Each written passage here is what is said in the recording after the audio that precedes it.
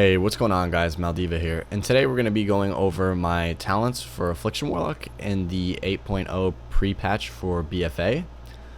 So I'm going to be talking about what builds I like and mainly what talents synergize well together and just my overall thoughts on the new spec for BFA.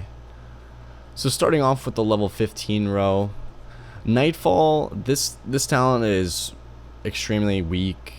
I feel like the proc chance isn't high enough, and also the shadow bolt damage is really low. So it's almost, I would say it's like a waste of a global even to use the proc.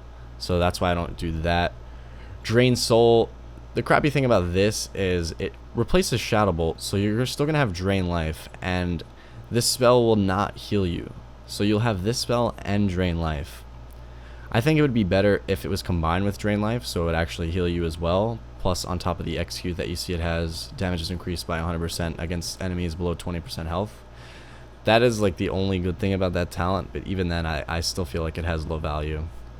So the best pick in here is going to be Death Bolt, even though I know a lot of people aren't really enjoying Death Bolt because you have to have a very clean setup and have cooldowns active for this to really hit hard, because if you don't, it's just going to be a very weak hit. But I still enjoyed playing it because you can actually get some crazy one-shots if you set it up properly. For level 30, I'm playing with an Agony. That works well with this build with Dark Soul Misery. I'll kind of go over later what other talents in this row are going to work well with the others. But for this build that I'm playing, I'm going to be playing with an Agony. Siphon Life, I just don't like it because I feel like I don't have enough globals to keep dots on everybody. So now with just Agony and Corruption, I don't have to worry about a third dot, and I can also spend more time spending my shards on UAs, which really gets the damage going. For 45, Demon Skin, that's going to be the default pick for threes. You all know we'd never use Burning Rush. It's just a terrible PvP talent, mostly for PvE. So this will be for threes pick. Dark Pact is going to be for twos. This thing can synergize very well with Sacrifice. I use that a lot in twos. You get a really big shield in the opener. For 60, Phantom is going to be the default pick. It essentially does the same thing as it did in Legion. Nothing crazy. We have the new talent in this row called Vile Taint. Vile Taint actually does more damage than Phantom, and I see a lot of people playing it. The only problem though with this that I don't like is that it's a cast. So more casting does not feel very good in this expansion because Warlock's the kick lockout is higher again because we had an ability, a passive that reduced kick lockouts in Legion, and now they remove that, so now we get interrupted for longer duration. So I wouldn't really want to be casting that much. I think UA and Fear is fine enough, and also Shadow Fury. So adding this into the mix just kind of makes it a bit annoying, but it can be very good versus melee cleaves. And also another con about this spell is that you have to aim it so people can walk out of it. It's like a Shadow Fury. But if you do land it, it does do a pretty good amount of damage. That's mostly why I'm playing Phantom Singularity, because it's easy to apply. You don't have to cast it. You just put it up there and then forget about it. For 75, I am default into Demonic Circle. They finally fixed Demonic Circle and made it 2 buttons, so that's super helpful.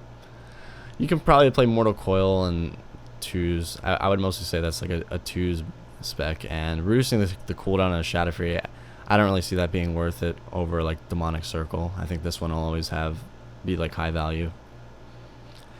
And for 90, Grimmer of Sacrifice, I don't know if it's bugged or what, but this Grimmer of Sac just does the most damage.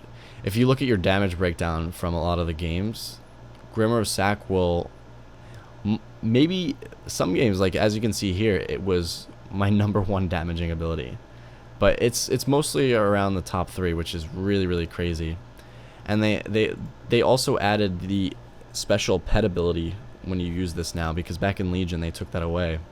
So now if you sacrifice the Fell Hunter, you get the spell lock. And then going back to Dark Pact, if you sacrifice the Voidwalker, you get the buff that increases your health by 30%. So you sack the Voidwalker, you use that in twos, use your Dark Pack right after, and you're going to get a huge shield because your health is higher. And then lastly, for the 100 tree, I am spec'ing a Dark Soul Misery. This goes very well when I'm trying to get the big Death Bolt off. There's a huge setup that you can do with full dots on the target, let's say 4 to 5 UAs. You Dark Glare after to extend the duration while having Dark Soul up, which increases your damage. And then you're going to Death Bolt after that, and that's what's going to set up the one-shot Death Bolts. There is a build with Creeping Death, though. I have tried out Creeping Death. The only thing with this talent, though, is you have to play Absolute Corruption. At least I feel. I do not like playing Creeping Death without Absolute Corruption. I tried it with Wrath and Agony, and it just felt terrible because your dots aren't going to last as long. Your Corruption lasts about 12 seconds, so it's incredibly hard to spread dots. So if you play Creeping Death with Absolute Corruption, it doesn't feel too bad, but playing the Dark Soul Misery build, it's even easier to keep dots up, and then you can get that extra Agony damage in as well. And now moving over to PvP talents, I'm pretty much default to the Medallion. I feel like that's the best option. And then they added every PvP talent that we used to have in the old Honor talent system in Legion. They're just in a pool, and you get to pick 3 of them.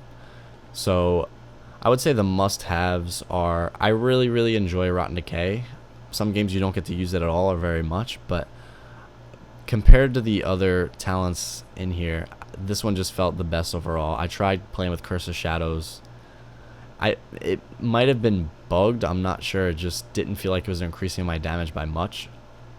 Because you'd think with this spec and this build that it would be pretty high value, but it just did not feel good. So that's why I haven't been playing it. And then Gateway Mastery, you could switch this out on smaller maps like Dalaran. I probably wouldn't play that.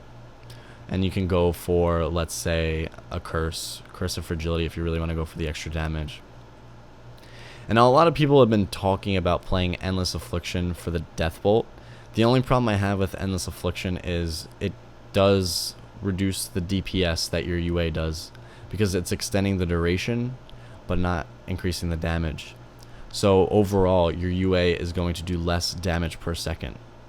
Yes, it will most likely help you get better Death Bolts off because your UAs are lasting longer, but I still feel like it's better off to just play without that and just have the higher DPS on your UAs the whole game. And other than that, Netherward versus Casters, it's good to reflect. This got nerfed. It used to be 5 seconds, now it's 3, which kind of sucks. They changed Casting Circle. If you put Casting Circle, your Unending Resolve will no longer have the immunity to Interrupt and Silence. So I didn't really like that. And plus, Casting Circle is a minute now. It used to be, I think, a 30-second cooldown. Thank you so much, guys, for watching this video. I hope it helped. Please leave a like and comment down below. And also, I'm taking suggestions for future videos. Let me know if you want me to cover other specs or how to do the one-shot. I think that's going to be my next video, is how to do the one-shot with Deathbolt, because a lot of people are confused. But yeah, other than that, let me know, and I'll see you guys in the next video.